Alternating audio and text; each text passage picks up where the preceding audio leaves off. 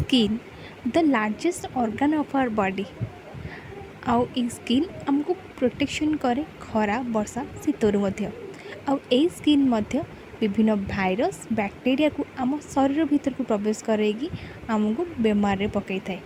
Hi everyone, welcome back to my 5 AM morning challenge. तो first सकाल मु उठिक मोर भगवान को प्रणाम करदेली। देन तापर मो बेड प्रिपरेशन कली कहीं किछिटा फिलोसोफर कहते जदि तुम दिन सारा किसी भल कम करने चाहूँ तो तार स्टार्टिंग तुम तुम बेड प्रिपरेशन ही स्टार्ट कर। देन मो नित्य कम सारिकी पाखे थी गोटे पार्क को चली मॉर्निंग वॉक करने। ये सकाल सकाल मॉर्निंग वॉक करके माइंड भी फ्रेश हो गला।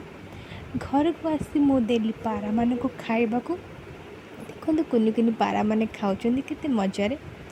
देन पारा मान को खुई सारापर जमी मो स्किन कथा कहती तो आज भाविली मुझे स्किन टे प्रोटेक्ट करदेवी।